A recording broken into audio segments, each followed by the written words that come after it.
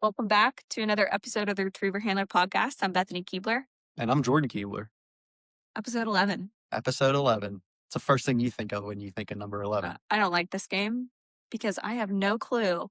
I try to guess what you're thinking, but I'm really bad at it. So Denny Hamlin. Oh, okay.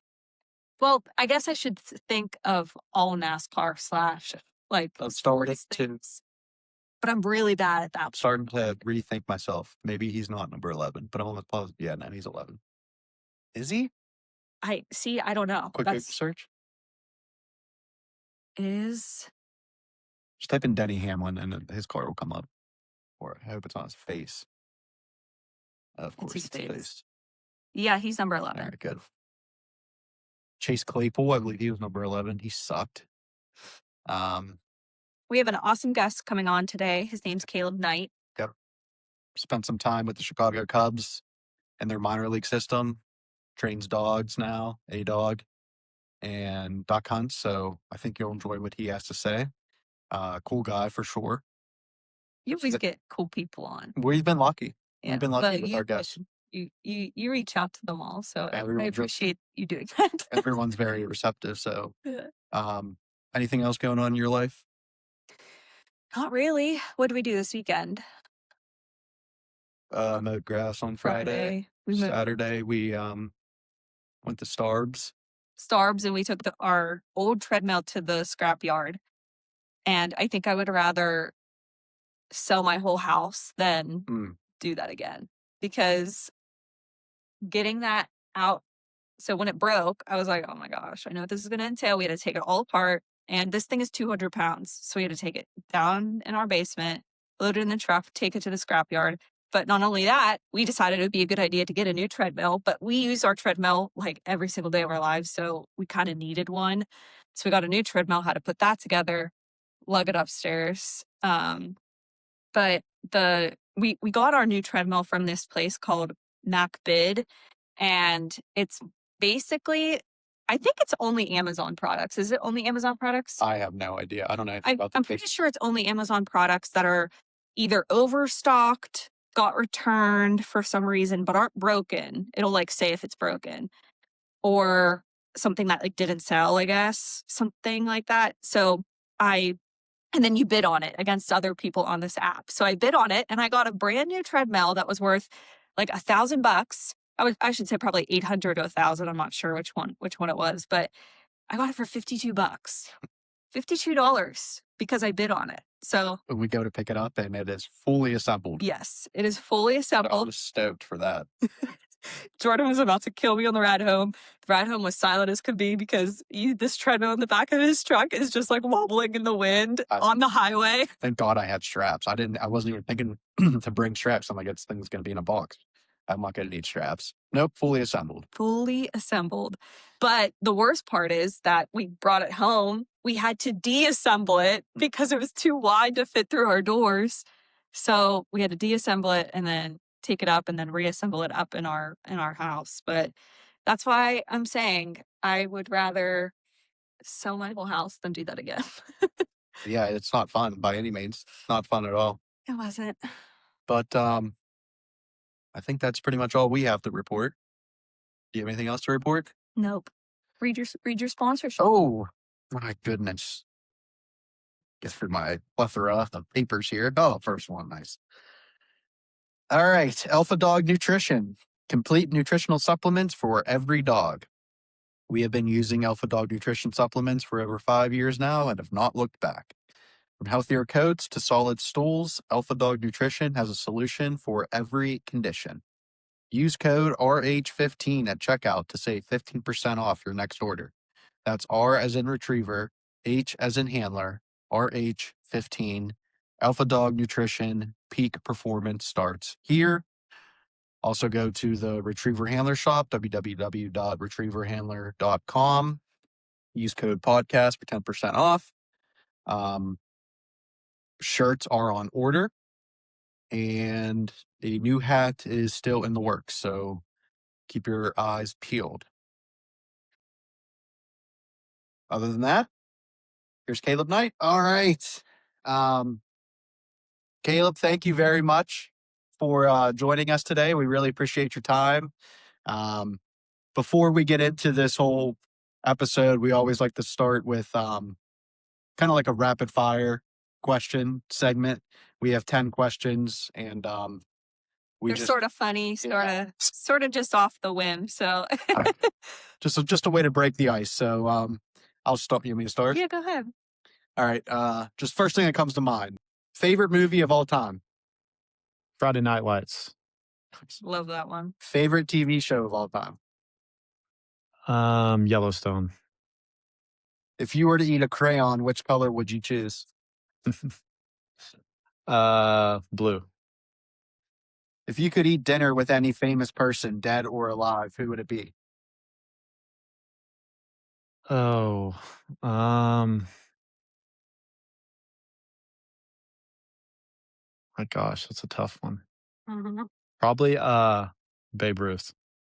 Nice. Okay. Coffee or energy drink? Coffee. Favorite duck species to kill? Pintails. Most random job you would ever try for a day? Um, like a pilot, like a Nice. fighter pilot. I'd love that. What's your biggest fear? Like being burned alive. Yeah. Would you survive a zombie apocalypse? Yes. If you had to eat one food for the rest of your life, what would you choose? Steak. Nice. So before we get into, dogs and ducks, Bethany and I are, we're baseball fans. More so you than me. Yeah, probably more so than me. I just watch it when it's on the TV. But so to see that you spent numerous years in the Chicago Cubs system, correct? Yes, sir. That's extremely impressive to me, and probably to you as well, Bethany. Yes. But can you kind of walk us through your journey to get to becoming a professional baseball player?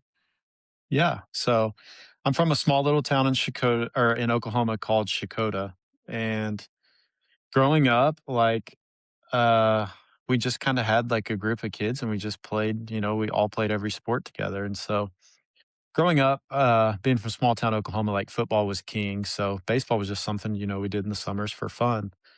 And I grew up like playing rec ball with just a group of kids from my hometown and always loved it, had a lot of fun. Then once I started getting into like junior high, I noticed like I was pretty good at it and like would hear from a lot of people, like got a lot of positive feedback that I was good and ended up starting like on the varsity team as a freshman. So I guess that's when it kind of got serious and then ended up having scholarships to go on to college for both football and baseball. But I kind of just football was like my love, but I kind of just had to look in the mirror and be like, okay, if I was going to play professionally, what's my best opportunity? So I Yeah. chose to go the baseball route and didn't really have a ton of offers, just I few little baseball ones. So I ended up going to Connor State College, which is a junior college about 30 minutes from my hometown.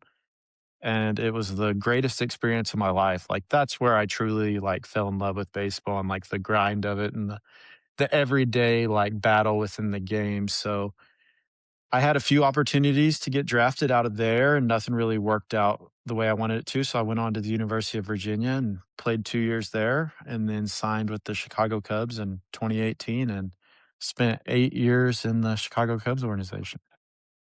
That's awesome. Did you have big time football offers coming out of high school? No, nothing major. And that was kind of the other part too, which being from small town like Oklahoma, it was hard to get exposure. We didn't have the social media like we do nowadays. So really, if unless you were like just had some kind of connection, it was hard to get out there. Cause even for baseball, I had like 3 offers. Like that was it. Yeah, Mhm.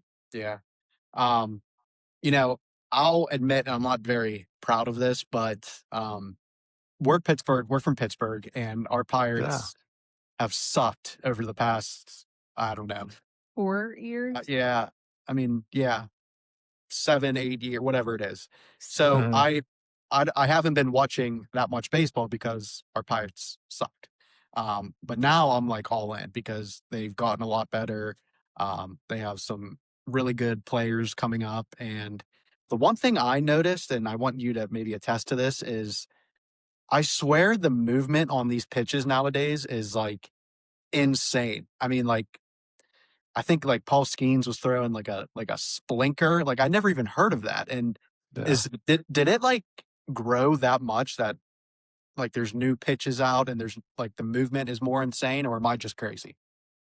Yeah, I'll get to that in just a minute, but also knew that time was coming because I have been playing for the past 3 to 4 years. I've played the Pirates AAA team in Indianapolis Yeah. every year, and they have been so good every year. So knew this time was coming for y'all here soon, and honestly, Yes. glad to see it. Some great guys. Always really enjoyed playing against all those guys over there. So really happy to see them having some success. But to answer your question, yeah, it's honestly unbelievable. And to be honest, if I could have hit the pitches that moved better, I could have probably had a longer career in the major leagues. I could hit the fast ones, but the ones that moved, those weren't right for me. So it honestly is ridiculous. The introduction to all the analytics over the past 10 years and just the slow-mo cameras and all the technology, I mean, has just it's helped hitters, but the science behind pitch, like, design and stuff now is just unbelievable. I mean, you're talking about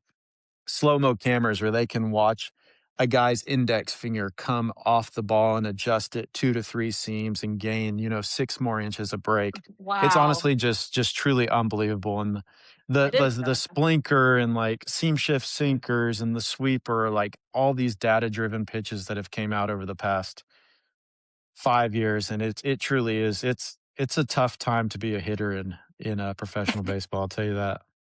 Well, that they always say that hitting a baseball is the hardest thing to do in sports.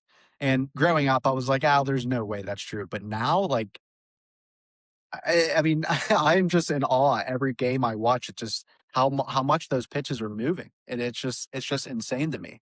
So are there, like, more people, like, missing now? Like, do you see that a lot more in a game than previously? Or no, or I mean, are hitters just improving too at the same rate that Yeah, pitchers are? that's actually a good question.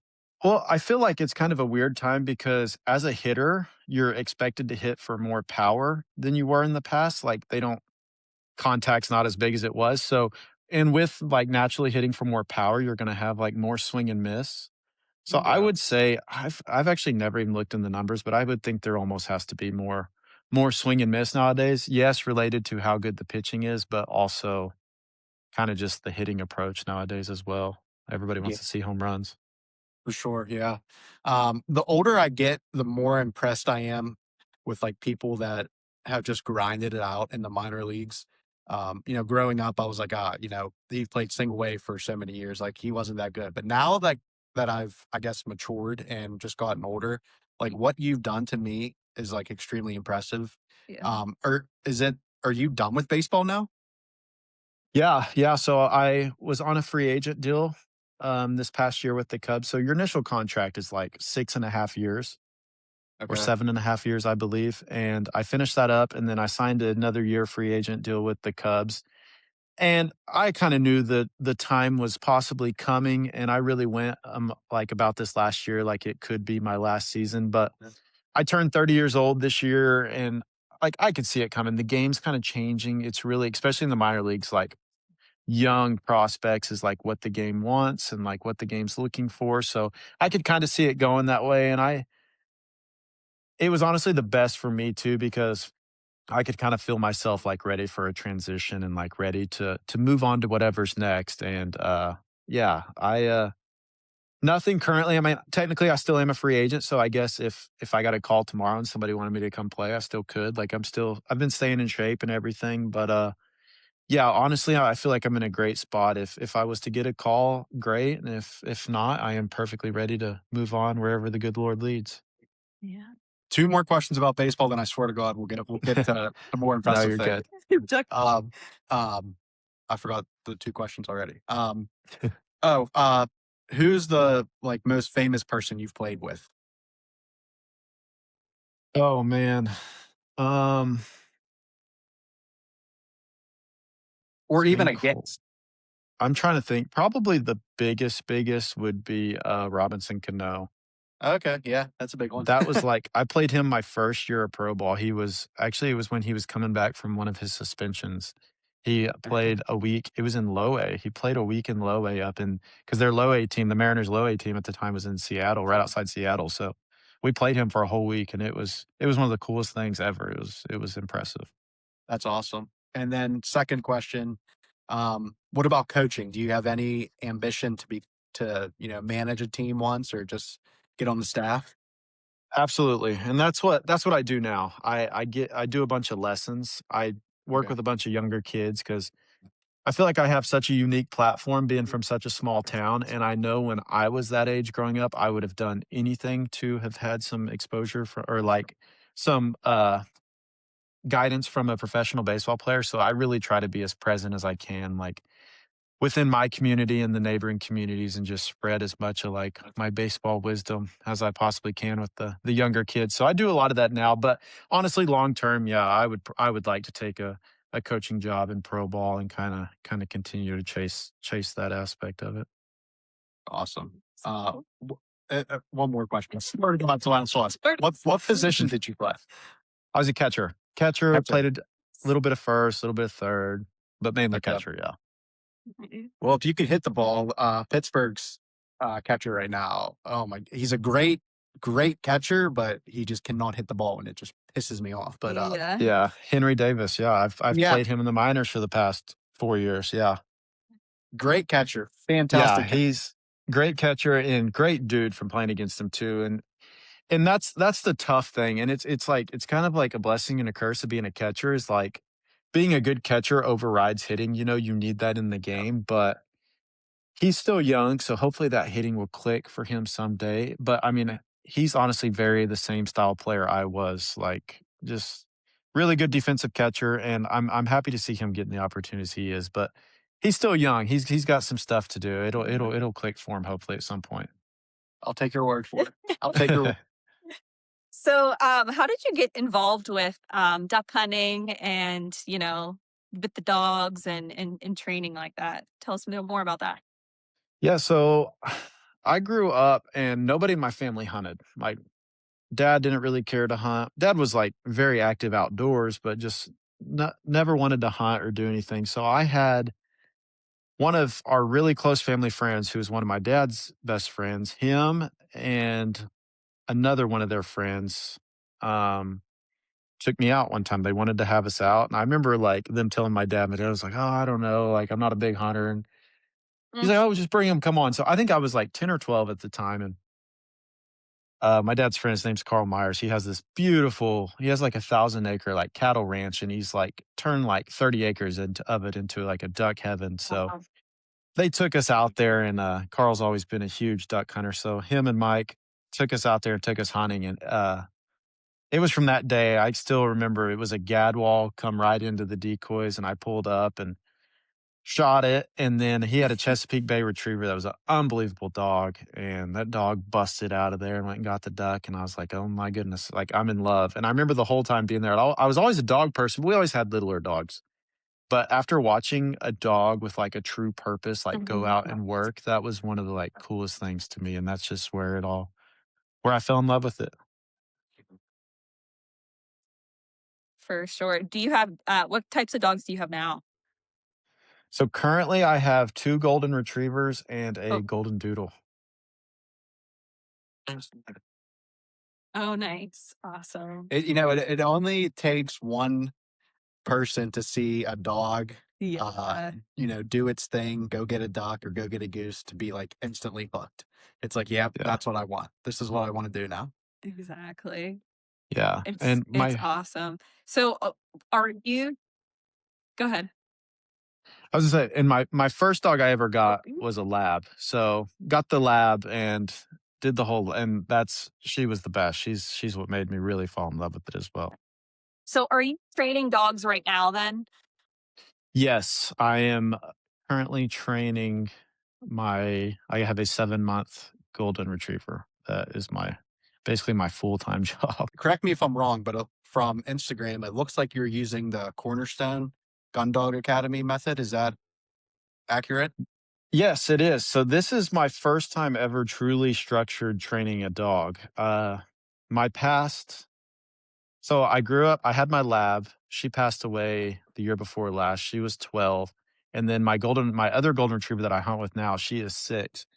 And those two were obviously battling with my baseball career. They were just hunting dogs. Like, go get the bird, bring it back. And I got my lab when I was a sophomore in high school, like when I was 16 years old. So her, it was just to keep us from having to go swim in the ponds and get the ducks. So it was go get it, bring it back. I trained her with rocks. I read the water dog book, trained her by throwing Yeah. rocks out. And then I kind of like fixed the mistakes. Like she broke and stuff. So when I got my next golden retriever, I fixed those mistakes with her. But it was always I'm with them for hunting season and then I'm gone. And they would stay with my parents. So never really got to just full on, training structure. And during baseball season, when I was really researching getting a new puppy, I had got on a phone call with Josh, one of my Kenneth with the Gun Dog Nation podcast. I did Yeah. a podcast with him and he put me in touch with Josh and I got on a call with him and man, I was really impressed by the way he talked and just my kind of lifestyle. I'm a very structured guy and I love the structure of it. And I love how I can just take that structure and then take all my like everything I've learned from outside through my hunting experiences and with my dogs and kind of just put it all together. I've really, really enjoyed it. But this is the first time I've ever like followed anything. I've always just kind of went out and did it on my own. Yeah. We started with Cornerstone, and to that point exactly, like there's no better program online right now that has that structure that breaks it down by day, by week. And Mhm. then like the checkpoint, like if your dog can't do this, do not move forward, go back. Like it's Yeah. fantastic. And Josh is a stand-up guy. Um, Barton knows a lot of stuff. He's a great guy too. So yeah, there's really nothing else on the market right now like it. Yeah. Um, Mhm. and we like Cornerstone basically taught me a lot of what I know right now. I mean, I didn't know anything going into it. And then I got Cornerstone and it just taught me so much. And then through the years, I kind of gotten other programs too and just kind of combined them all together.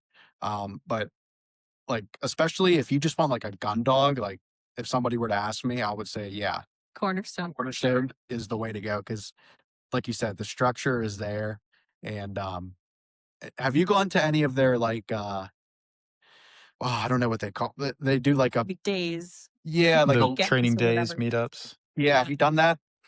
No, I haven't. I have not. I would like to. Yeah. They look like they're pretty awesome and pretty successful with Yeah. getting everyone together. Where are they located at? Alabama, I think. Yeah, Alabama. I believe like Alabama, Tennessee, somewhere there. Yeah. Yeah. Okay. And do you run any hunt tests with your dogs or are you mainly just hunting with them or any field trials or any competition things? So that's been kind of my thing. I've never been home for that. Like Yeah. I Yeah. get home in October and then I'm duck hunting December, or November, December, January, and then I'm usually headed out to spring training like the first week of February. Yeah. So I've never been home or like had an opportunity. I really didn't even know what it was until I was on the podcast with Kenneth and Mm. we got to talking about it. So then I started researching it and it was honestly crazy timing because right when I started researching it was the SRS finals had happened. And I remember I watched that live broadcast on YouTube for like 5 days in a row. And I was just so intrigued by watching those dogs. Cause, I've always been around and I've seen good dogs, but I was like, wow, like this is actually really cool. So then I started looking in the hunt test and like learned all the AKC and the UKC or HRC, whatever, all the different Yeah. stuff. And I was like, okay. I was like, I want to do this. And my golden I have now, she would probably do okay to a certain level, but I was like, all right, I want to get a puppy. I know my baseball career could be coming to an end. So I started researching and I was looking for the perfect parents. And I was like, I want a puppy that I can train to go tackle on these hunt tests. Like my first time, I want to fully do it on my own, like training wise. And like, that's what I want to go do. So that is my goal with these puppies or Oh, my puppy I have now is to go get into that because never even been to one, never seen one, but yeah. it's what I want to try. Yeah, you gotta start somewhere, and that's, like honestly, I love that. I remember our first hunt test, and it was so much fun, and just watching everybody, I was so impressed the whole time that I was like, "Holy cow, it's really an impressive thing." Yeah, I would say just jump right in, feet or head first, Head first. head first, because like we didn't know anything. Like we're asking everybody what to do, and but everybody we only run HRC, and people say that the people at HRC tend to be on the nicer side. I don't know if that's true. Um, I don't know, but from our experience, I would say that's correct, because Yeah. everyone was just super nice and always willing to help, and um, it's been a blast. So yeah, I would say definitely get into it if you can. Yeah. Now the HRC is like it's like started and then finished and then like grand or It's whatever those ones. Okay. Yeah. That's the ones Yeah, I've been like, when I was yeah, doing my research, I was like, those are the ones I want to do. yeah. yeah, They It's kinda more, mimic real hunting scenario yeah. more than the other yeah. ones, I feel like, at least a little bit, maybe more, right? And you can talk to your dog on the line versus at the AKC you can't talk to your dog, Oh, really? and Yeah. that's always kind of been like a weird thing for me. It's like, well, if I'm hunting, I can always talk to my dog. I don't know. I Yeah, mean, for it's just sure. it was just it's just one of those things. But do you have like a solid group of buddies that you're always hunting with, or is it kind of? And are you traveling a lot with duck hunting, or are you just kind of freelancing wherever you can go? Yeah. So I do. I have a good little crew, probably 3 to 4 consistent other guys. And I live on a very big lake here in Oklahoma that tends to be very good. So I'm extremely lucky for that. So we spend a lot of our time out here. And over the past few years, I have started traveling around more. I went up to the Pacific Northwest this past year, and that was beautiful. I did the whole North Dakota thing the year before. So yeah, I've definitely started doing some more traveling, but mainly it's hard to get me away from here during the duck season. Yeah, for sure. You guys, in terms of geese, you get a lot of specks there. So where I live, no, not at all. If you go west or you go east, you'll run into more specks. Okay, okay, Yeah. We don't really get a ton of geese. We have some like local like Canadians that hang around on like the hay fields and stuff. But other than that, like not a bunch. But you go to Western Oklahoma or you go obviously like into Arkansas, you can run into a lot of the geese. Yeah. and then just in terms of ducks, is it just mostly mallards? Yeah. I mean, if we're not finding mallards, like we don't really care to hunt anything else. Like Yeah, Yeah. that's solely what we look for. Like we'll go hunt 100 mallards before we go hunt 500 gadwall. Like it's yeah, kind of yeah. I don't that's blame that's you. what we look for. So it's probably not uncommon for you guys to like limit out like rather quickly, right? When it's good. Yeah, when we have water and when the weather does it all right, it can yeah, we can be done pretty quick. That's awesome. That is we struggle up here, like, especially with duck hunting. I mean, we do have, like, a good few days, like, this past season was probably our best season we've ever had, but, I mean, we're just not in in the flyway at all. No. We're on the Yeah. outskirts, so Yeah, yeah. I'm so jealous of people that live in like Oklahoma, Arkansas. Um, it's a blessing for sure for you guys. Yeah. Um, Yeah. what about bullpen outdoors? What can you tell us what that is? Yeah, so a few years ago, I think it's been more than a few years ago, 2021, I remember it was baseball season, and so during baseball season, I tended to get, like, bored in the mornings because 'cause we'll go to the field around 1, and then, I mean, you're at the field until the game's over at 10 or 11, and you get home at midnight, so I would wake up in the mornings, it's like the hunter side of me would always take over, and it was like, hunting, hunting, hunting. And it was like, I'm tired of like, I felt like I was just bombarding my personal social media page with hunting stuff. So I was like, you know what? I'm just going to start a little page and just kind of thought of the name on the fly. I was like, you know what? I was like, as a catcher, we spend a lot of time in the bullpen. And I was like, great camaraderie. Like, if you don't understand like what pitchers do down there with their catchers in the bullpen for 9 innings, like it's very similar to the duck blind, just jokes, games, sitting around, just the camaraderie is unreal. So that's kind of how I came up with the name, like the camaraderie in the blind and the camaraderie in the bullpen. So I just threw that name out there and it just started as an Instagram just to post stuff, just to post content on. So I started doing that and then did some hats for a little while and it kind of started to blow up a little bit. And what it's really transitioned to is every year through my teammates were my biggest buyers of my hats when I did it. So I got a lot of attention from them about that. And throughout my whole career, all the teams, I maybe was around 5 guys who had ever hunted before. So I had so many people who were intrigued by it and wanted to know more and wanted to learn. And throughout the years, like every duck season, I'll have 1, 2, maybe 3 teammates book a flight from wherever they're from, come out here to somewhere they've never been and do something they've never done. And that's kind of what's transitioned to is like introducing baseball players to hunting to give them like I go into hunting season and that's all I can think about. It's like I never have an off season, and like during baseball season I think about hunting and I feel like it's been so good for me throughout my career because it helps me from like losing my identity in like the game. Like so many baseball players, like they are a baseball player. Like that's who they are and so Yeah. then the off season comes and they have nothing to fall back on. They're like bored, they're miserable, that all they do is wake up and work out. So I noticed with the first few people I took, they were like, "Oh my gosh, like this is so cool. Like there is more out there I can love other than baseball." And so I was Yeah. like, wow, what like a unique opportunity this would be to try to introduce as many of my teammates and like baseball players out there to something like another passion they can have outside of the game. That's awesome. That's That's really so cool. awesome. Yeah.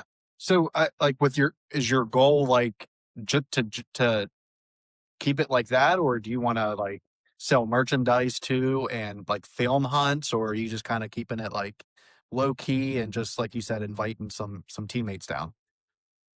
I thought I wanted to go the merchandise route, which I think I'll keep like eventually. I'll kind of just develop just a basic line of stuff. But I really just, I even like with the hat thing, I kind of got burned down on it really quick. Like keeping up with new designs and doing all that stuff. I was like, this just isn't what I want it to be. Like, I don't want to be a clothing brand. Yeah. So, yeah, really long term, like, and especially now with I'm being out of the game, I feel like it's a good way to stay connected with people in the game. It's just like, try to get guys coming out and hunting. And I even thought about like trying to get hooked up with some outfitters in like different parts of the nation and like, go hunt cranes down with a group of guys and just really try to like really start expanding and doing more with it. So that's kind of the goals for now. We'll see what ends up happening. But really I just want to try to introduce as many baseball players to the hunting world as I can to try to help them with like a sense of being outside of baseball season. Yeah. And have you ever thought about doing that for other sports, or is it just strictly baseball right now? No, it definitely could branch off into wherever. Yeah. Right. Yeah, like if a football player called and was like, "Hey," like, it's tough. I feel like for like football and baseball or basketball because their season's going on during hunting season, so it's a little bit tougher. Yeah. Yeah. Whereas That's true baseball, too. the off season aligns perfectly with it. Yeah. It's kind Yeah. of why it leans that way. I love the name too, bullpen outdoors. So that brings me to my next question. I told you I wasn't going to say any more baseball questions, but I just thought of this. You're good. Let's just say I'm Bob Nutting, the owner of the Pittsburgh Pirates, and I call you right now to be a full-time bullpen catcher. What is your answer? Yes, absolutely. And what's even funnier is one of my really good friends just got the bullpen catcher job for the Pirates this year. I don't know if you saw the video of the guy with the cone. Yeah, Yeah, that's that him. is one of my yeah, he's one of my I played with him all through the Cubs. I think he got released in like 22 or 23 and he's been out of the game for a few years and I think just like working with some younger kids, coaching some teams and then yeah, he got the job to be their bullpen catcher Wow. this year. Yeah, Was it was, there is not a more perfect person for that role than Cam Balago. That's his name. was he the one He in the is video that said that like he didn't know what raise? He was like, I don't even know what the hell this means. Was that him? Raise the Jolly Roger. Raise the cone. Yeah. Original. I haven't seen that, but it would not surprise me. That sounds Yeah. something like he would do. Yeah. Like Yeah. he would be the one to just see a cone on the ground and just start. Yeah, who knows? Yeah. I always said that being a bullpen catcher is the perfect job in anything. Do you agree with that, or is there something I'm missing with that? No, yeah. I mean, other than just which I would say for a general human, other than having to get back there and try to catch 100 that's moving 12 inches. But like for me, I would be and especially I feel like it's gotten even cooler nowadays because it used to just be like your bullpen catcher, like go, take care of the pitchers. But now you actually are like more of a coach, like you do some game planning and some scouting and stuff. So I feel like it really is. I would do it in a heartbeat. Like honestly, in for the next year or two, if I got an opportunity to do that, I would love it. Yeah, I always, like I said, I always said that's the best job in the world. And Yeah. unfortunately, I don't have the qualifications to pursue that. But if if there's ever a time to start training, I guess it's now. But but going back to bullpen outdoors, on Instagram, I did see like a mock up of almost like a kennel that you were kind of creating. Is that coming to fruition, or are you kind of just laying low with that? Or So Mm. I've actually had so much uh so many people have asked me that, and, like, really, though, it was just I just had AI generate a picture for me for a post. Hey, some of the best ideas come from AI sometimes, to Yeah, be honest. I was I did, like, a whole, like, little social media campaign thing where I was, like, basically, like, teasing that I was getting a new puppy and, like, kinda just counting that down, and it gave me something to, like, post and to keep social media going during baseball season, so I was doing, like, little weekly posts and stuff, and I was, building a graphic for it one day and it just came out that way. I didn't think anything of it. And then right when I posted, like 2 or 3 people, they thought that's what I was teasing was that I was coming out with this kennel. And so I was like, "Oh, no." I was like, "Hopefully too many people don't think that." And then I felt like when I introduced the puppy, but I mean, I definitely see where you're thinking that, but no, at the moment, there are no kennels being designed, but hey, you never know. it was a cool design. I liked it. It Yeah. was really cool, yeah. I thought it was cool. Maybe AI is trying to tell me something. Yeah, it could be your next avenue. Who knows? Yeah. Back to Cornerstone. I'm curious to know because we've been through that and it may have changed since we did it almost 3 or 4 years ago with Brantley. But um, where are you now in that program? Like, what are you working on a daily basis? So just started the basic gun dog phase, and I feel like right now as we're getting into the fun. So we just did last week, we did lining memories, Mhm. which was the first time we had like gotten out to like long distances. So that was a lot of fun. And then this week we are doing more lining memories, and I believe like marks and cover Okay. is Yeah. another thing. And Yeah. then 180 lining. I don't know, basically focused on lining this week. Still Yeah. more lining. And when you're training on a daily basis, is it just you and the dogs, or do you have like a training partner? No, and that's kind of like I don't know another person. Like, I'm always by myself. Like, it's just me and my dog. Like, nobody I hunt with has dogs. Like, Mhm. it's basically just me. Yeah. And I really wish I had somebody. And I keep saying I'm going to. And the nearest, like, what are they called? Clubs. Like, club, yeah, is like an hour and a half, 2 hours away. And I Are keep saying I'm like going to try to get up there. But then, life just happens. And it's like, by the time I have a free weekend to possibly do that, I'm like, "Oh, I don't wanna go drive 2 So it really is it's just me, and I do have one other, like, family friend, but he's also, like, 2.5 hours away, Yeah. and so, yeah, I really don't have anybody around here that does That a whole makes it lot of really it. hard. That makes it really hard having the club, like, an hour and a half away, because like, our HRC club, like, they taught us so much, like, about and they gave us exposure to grounds and everything, so if you ever, like, are, like, interested in starting your own club out there, like, it's not that I mean, it's not that difficult to Yeah, I really don't know what gets it's behind it. it's not that difficult to start it. I Yeah, I mean, you wouldn't. know. Yeah, I wouldn't think it's that hard. Yeah. But yeah, that definitely makes it It makes it makes a difficult to train by difference. yourself. But you can definitely do it. I mean, you've gotten this far already, so um, I mean, Yeah. I'm sort of there's like a ton of amateurs out there that are training on a daily basis by themselves every day. Yeah.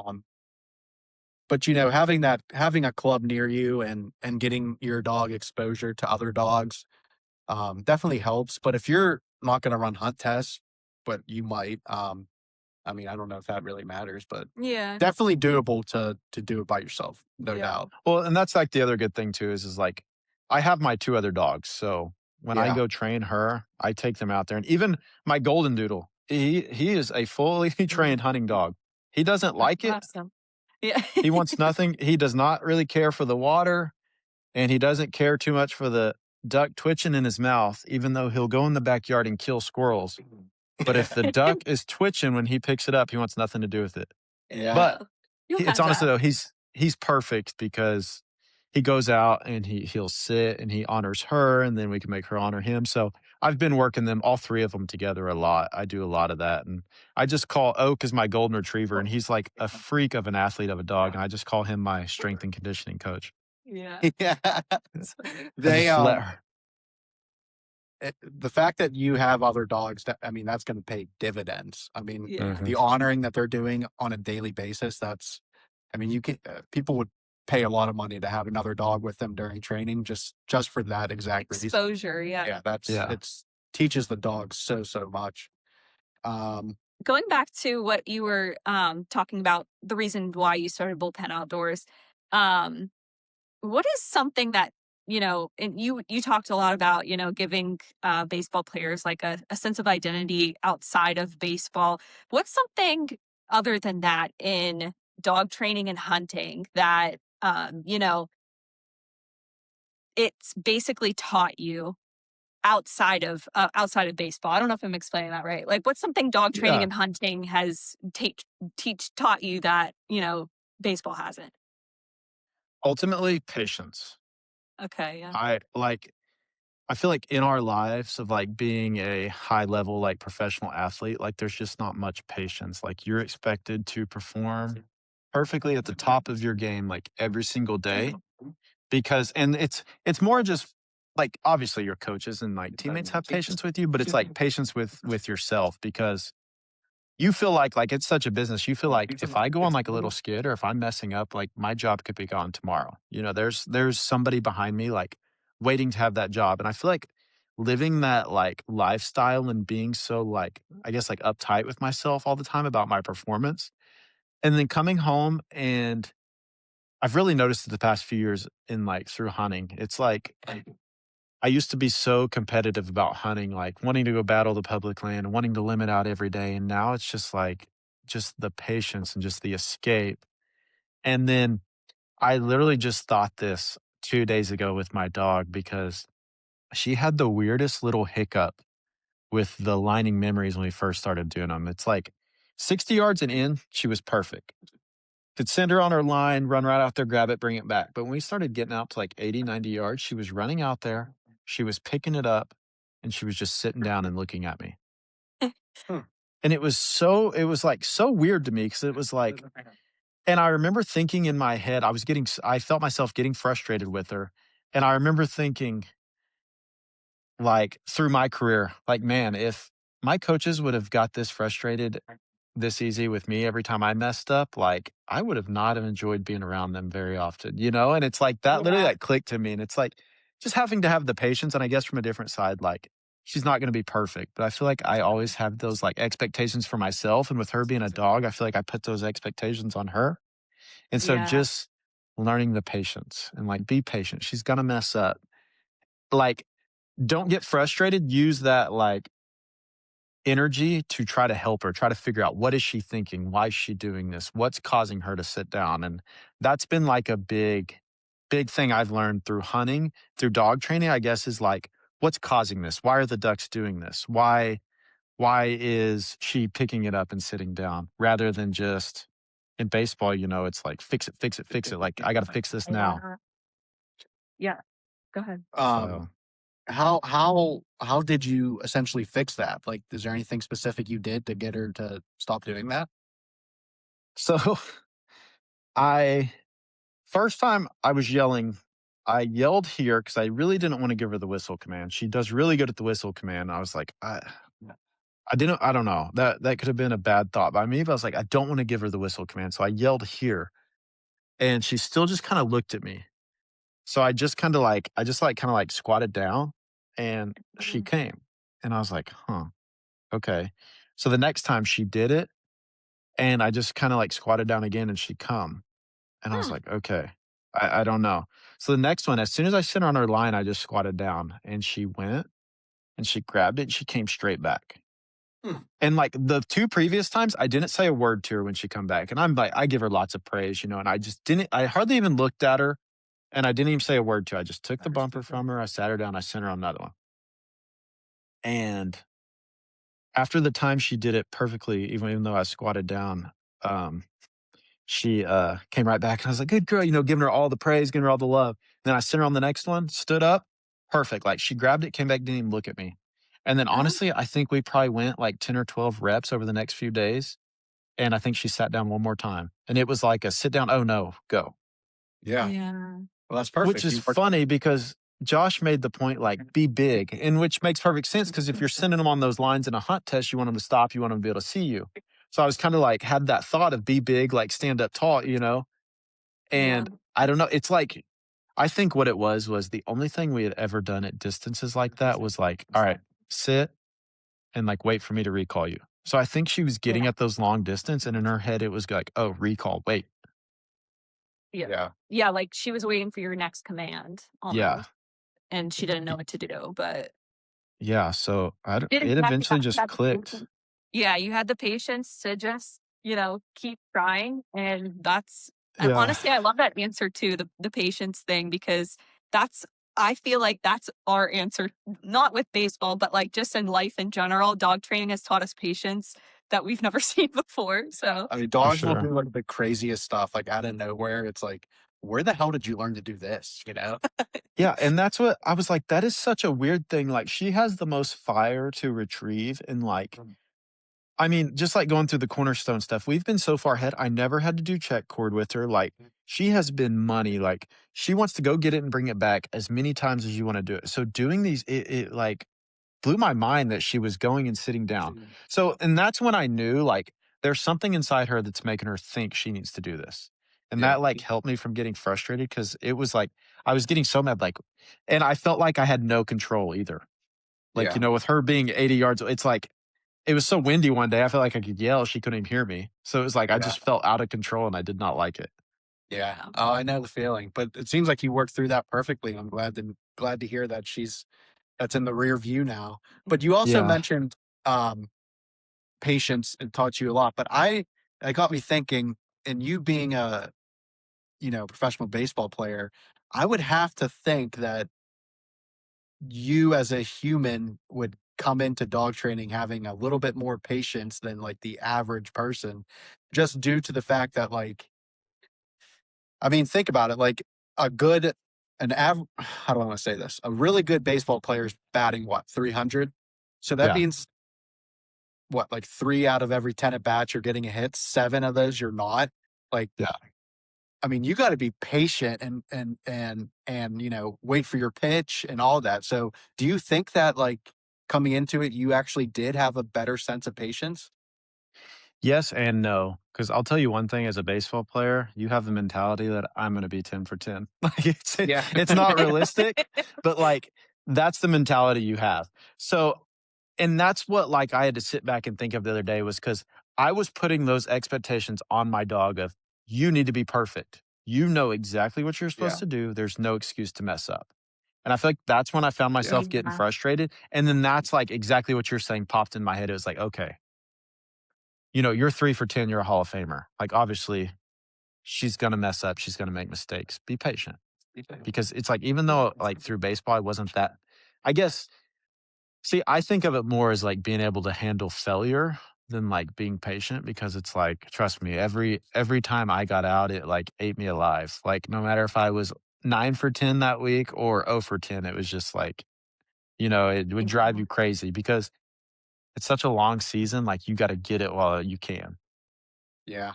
And I feel like going from pushing yourself to, I gotta be better, I gotta do my best, I gotta do this, I gotta do that, to getting in the field and it being so slow paced and like, okay, she's getting this and having that schedule.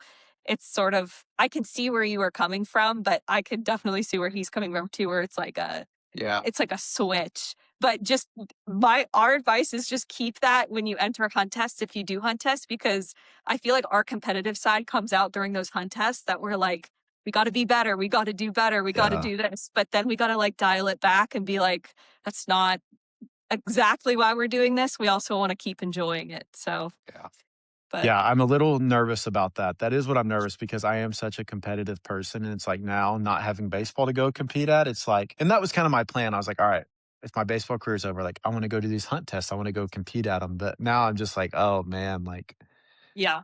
patience, you know, be Yes. patient. Don't get over competitive. She's a young Yeah. dog. She's learning. Exactly. Yeah. If you keep that mentality, you're gonna do. You're gonna be fine. Exactly. Yeah, absolutely. What's the best piece of advice you've been given for dog training? Oh man. I really don't even know. I mean, trying to think. I feel like my whole dog training journey has just been like me. So it's like I don't feel like I've ever really Self-taught. gotten any advice. Yeah, like I've never even like trained with anybody else. I've never been with anybody else. I've always been, like I said, all the people I hunt with, nobody has dogs. Um, but I would say the best advice that like I've learned and like even like through watching Josh's videos and like one of the most I'll say this for that answer. Through watching Josh's videos, and this is kind of a funny correlation. The extinction thing was so cool to me. Do you know what I'm referring to? No. Okay, so like he had a video at the very beginning. It was like before you even started actually training, and he talked about extinction. And it was talking about, like, for example, if your puppy's in the crate barking, don't acknowledge it. Just let it happen. Yeah. Like, let it figure out, okay, that's not what I'm supposed to do, you know? Yep. And this is so funny. So, and I'm a reactionary person. Like, if you're barking, like, I want to tell you, like, hush, you know, be quiet, like, stop. And so I tried that with her, and she was by far the easiest at like fixing all those issues as a puppy. And I was like, wow, like, there's some science behind that. And then, Yeah. then I go into baseball lessons, and I am coaching one of my 10-year-olds at catching. And I had told him like 3 times he needed to correct this stance. And I felt myself using that. I was using that extinction with him. I would just sit there and before I put the ball in the machine, I would just stare at him and he would like fix it. And I literally told him, I'm like, that is something I learned this past week training my dog. And I said, it obviously works for you too. And I thought that was so funny. But That's funny. that's cool. yeah. I was like, well, I can use it. And I catch myself using it once a week in baseball lessons, like not say anything, just sit there and look at him because it is cool. That was one of the coolest things with her. Like when you could sit there and look at her as a young puppy and you could see the wheel spinning, like, okay, I'm trying to figure out how to hear that clicker, how to hear that click. What do I need to do? And then you could see it. I could see it with my kids in baseball lessons. It's like, okay, he's not putting the ball in the machine. What am I not doing? Oh yeah, that stance. I need to fix this foot. Yeah. Yeah. Because I feel like there is a lot more learning to come from you figuring out on your own rather than me just like telling you. Yeah. 100%. That's So something that was kind of a cool little at thing. least that's something that I forget because I mean, you do most of the training, but even just like in the home setting, like I'm the first one to say like hush down, like, you know, stop barking. But I always need to remember that because Yeah. I'm not good at it. But Now you have my wheels turning. Like, wonder if like when I was younger playing baseball, like I'm thinking like I bet you some of my coaches have like tried that before. Like, don't Yeah. say anything. Let him figure it out. And I do that with my dogs 100%. Like if I say sit or like and they don't, like I'll just kind of like stare at them for a little bit, and then they'll be like, okay, Yeah. shit, I got to sit down. But yeah, that's a really cool story. that's a good piece of advice. Yeah. I love that. It was so funny, like because it was earlier in that day I had told my dog sit because I was making her sit before because I can't stand when they go bombarding in the house. So I told her sit. And I'm not kidding you. We sat there staring at each other for 15 minutes before she finally sat and I opened the door. And then it was like 2 hours later at my baseball lesson, that same thing happened. And I was like, what are you telling me? Like, you know, like this is crazy. Like, what a coincidence. It's cool that it came full circle like that. Yeah. The fact that you said you were teaching a 10-year-old, I want to know from when you were 10 years old to present day 10-year-olds, because I see this when we go to my nephew's baseball games, the amount of gear and like swag, I guess, these kids have nowadays. Have you noticed it? Like, I mean, 10-year-olds are wearing like elbow guards and like, come on, like you didn't have that when you were 10. It's absolutely insane. I went through the phase where if you were in college, they would call you names you didn't want to be called. Yeah. And that was in college, And it's like, yeah, seeing it nowadays, it's like, I couldn't even get my mom to buy me, a new Yep. glove or a new bat yet. Evo Yeah. shields for my foot, my wrist, my elbow. Can I get a Yep. sliding mitt when I run the base? Oh, it's insane. Yeah. Yeah. Yeah. Every time I go to one of his games, I'm like in awe of it. And like the kids are carrying like multiple bats too. And I'm like, what? Like you said, like Yeah. I was lucky to get one bat, like a new bat. Yeah. Like it would just be a Yeah. hand-me-down or something. Yeah. And Our now, coach would have 3 bats and the whole team used them. yeah, exactly. Exactly. So Yeah. it's times are changing. But any other questions you have? I think so. How are you? Yeah, Caleb, I really, really enjoyed this. And we really appreciate your time. Um, hope to have you on again. And if you go to any hunt tests or even just talk about, your duck season and you killing ducks and everything, we'd love to have you on again and just chat because we really did enjoy this. So thank you very much for coming on. Yeah, and let Yeah. us know if you're going to any hunt tests. I don't know if you'll go in our area at all, but if you're ever up this way, just let us know and we can train all together. Yeah, for sure. So Yeah. Absolutely. And open invite too here if y'all ever want to come down and try to shoot some mallards. So just yeah. Might hold you let to me that. know. Yeah. You may have regretted that. He'll Yeah. jump on it. But Yeah, no, no doubt. thanks a lot, man. We really appreciate you coming on. Thank you. Yeah, thank y'all very much. All right. All right.